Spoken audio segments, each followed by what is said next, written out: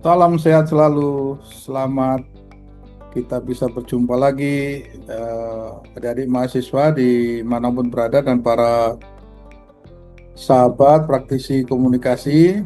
Kita membedah lagi ya buku Anatomi Komunikasi Politik. Sekarang ini kita membahas di bab 6 ya, dengan materi analisis pesan dan retorika politik.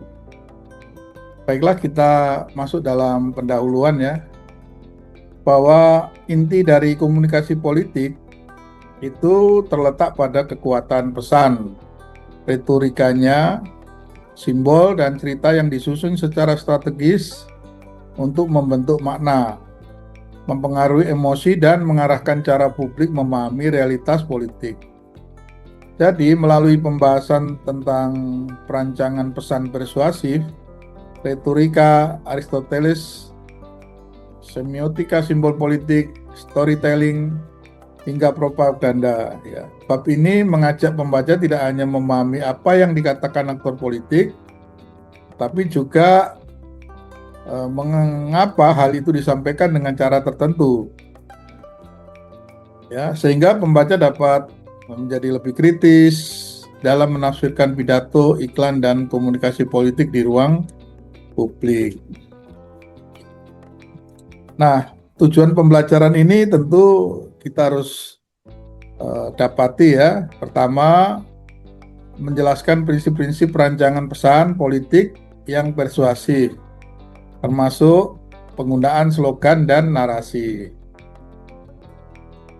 Kemudian yang kedua, menerapkan prinsip-prinsip retorika Aristoteles ya, ethos, pathos, logos untuk menganalisis pidato politik.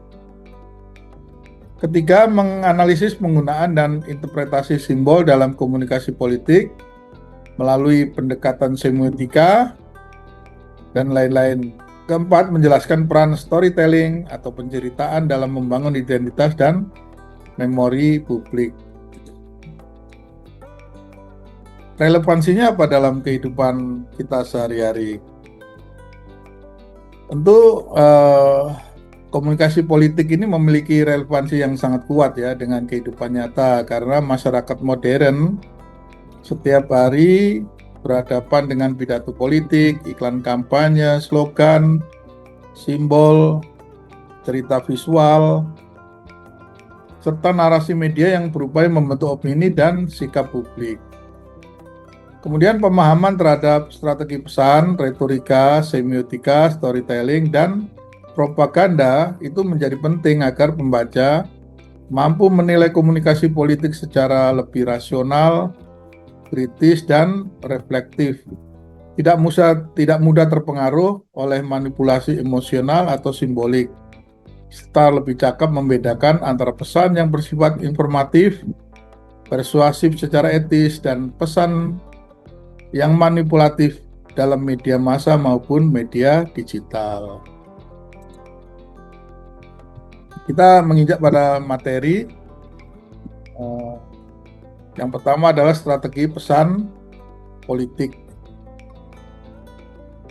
Strategi pesan politik merupakan proses perumusan pesan inti yang dirancang secara sadar untuk menjawab pertanyaan mendasar pemilih mengenai alasan pemilih atau memilih seorang kandidat. Dalam bab ini dijelaskan bahwa pesan yang efektif harus bersifat sederhana, mudah diingat, kredibel, selaras dengan identitas kandidat, mampu membedakan kandidat dengan lawannya, serta beresonansi dengan segmen pemilih yang menjadi sasaran utama. Dengan demikian, strategi pesan tidak hanya berfungsi sebagai instrumen politik, tetapi juga sebagai fondasi utama dalam keseluruhan arsitektur kampanye politik. Selanjutnya, materi berikutnya perancangan pesan persuasif. Nah, perancangan pesan persuasif dipaparkan sebagai proses sistematis yang bertujuan membangun argumen politik secara efektif melalui tahapan yang terencana bukan sekedar berdasarkan kreativitas spontan ya. Efektivitas pesan bergantung pada kemampuannya melewati rangkaian respon kognitif audiens, mulai dari paparan, perhatian, pemahaman, penerimaan, hingga retensi, sehingga analisis audiens menjadi langkah awal yang sangat penting.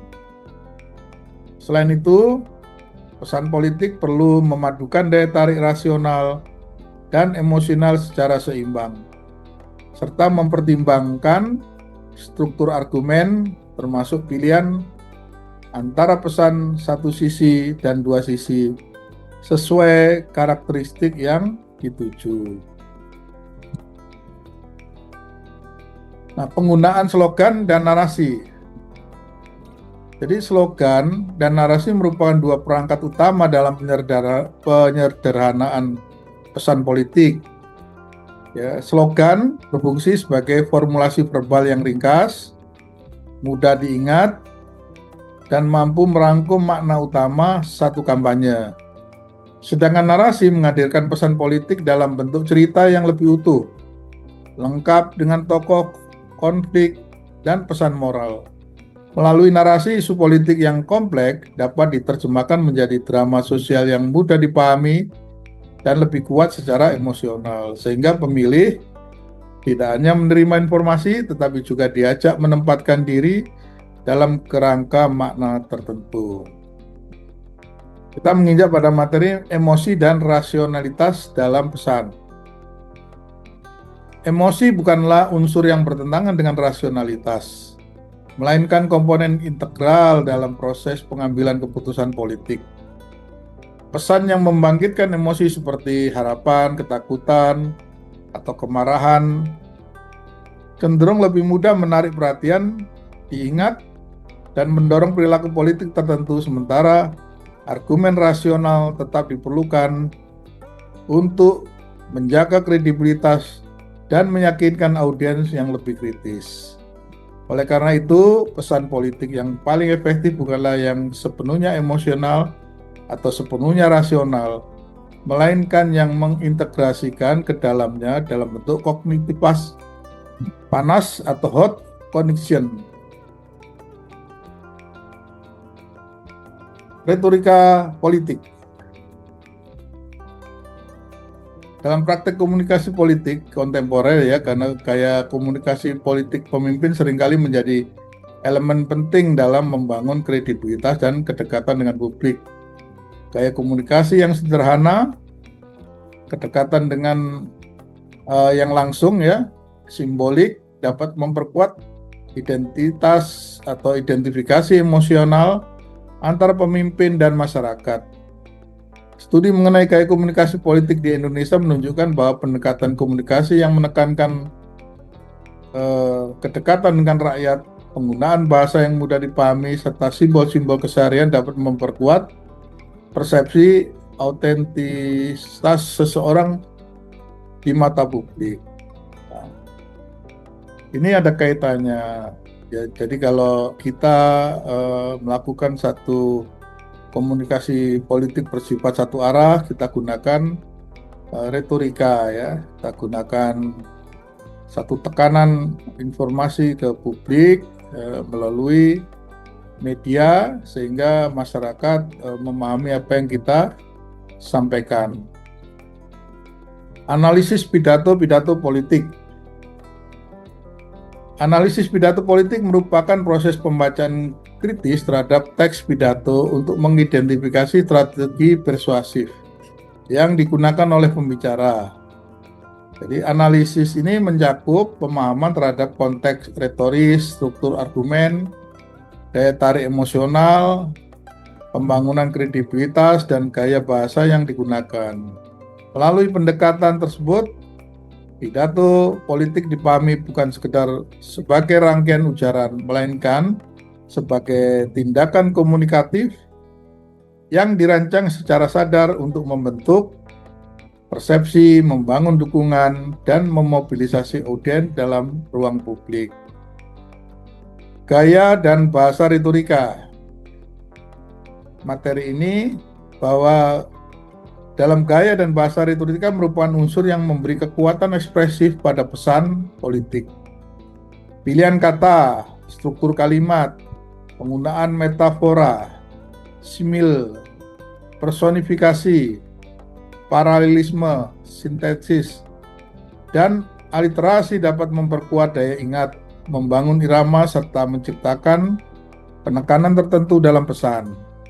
Karena itu gaya bahasa tidak boleh dipandang sebagai hiasan semata, melainkan sebagai bagian integral dari strategi persuasi yang menunjukkan persona pembicara, orientasi, audiens, dan nuansa makna yang hendak dibangun dalam komunikasi politik.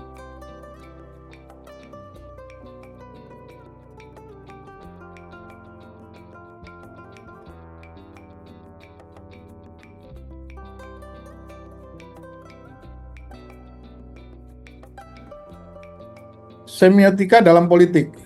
Jika retorika adalah studi tentang persuasi yang disengaja, maka semiotika adalah studi tentang makna itu sendiri.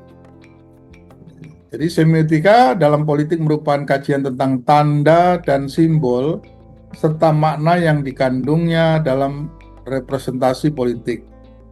Pendekatan ini membantu pembaca memahami bahwa unsur-unsur visual seperti warna, logo, atribut, gestur tidak pernah bersifat netral. Jadi melainkan selalu membawa asosiasi budaya, historis, ideologis tertentu. Melalui semiotika, pembaca dapat menelaah bagaimana makna politik dibentuk, dinegosiasikan, dan disebarkan melalui simbol-simbol non-verbal yang tampak sederhana, tetapi sesungguhnya memiliki daya pengaruh yang besar. Peran simbol dalam komunikasi politik.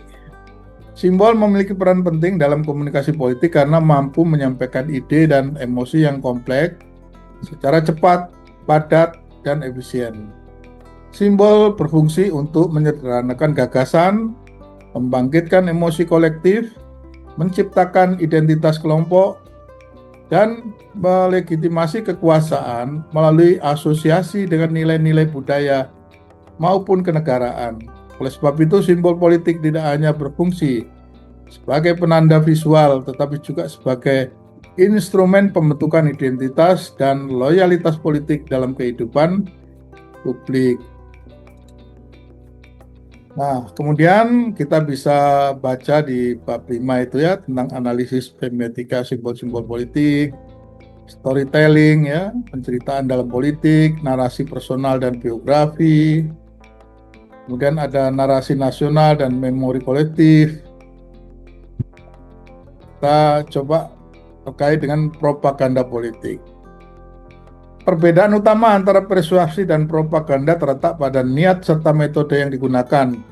Persuasi etis berupaya mempengaruhi audiens melalui argumen yang terbuka, masuk akal, dan menghormati otonomi mereka. Sedangkan propaganda memandang audiens sebagai alat untuk mencapai tujuan tertentu dan karena itu tidak segan menggunakan penipuan, paksaan, maupun manipulasi emosional. Meskipun dalam praktek keduanya dapat tampak beririsan, dimensi moral dan orientasi komunikasinya menjadi pembeda yang mendasar.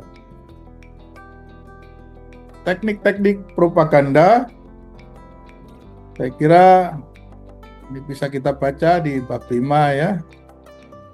Kita mencapai pada rangkuman dari bab 6 ini ya, bab 6 ini ya. Bab 6 bahwa rangkuman kita komunikasi politik sangat ditentukan oleh kemampuan aktor politik dalam merancang pesan yang sederhana, kredibel, membedakan, dan sesuai dengan audiens sasaran. Baik sebagai perpaduan daya tarik rasional dan emosional maupun melalui penggunaan slogan dan narasi. Baiklah adik-adik semuanya, Bapak Ibu sekalian, kita akhiri bab 6 ini bisa dibaca di buku Anatomi Komunikasi Politik. Salam sehat, sampai jumpa lagi.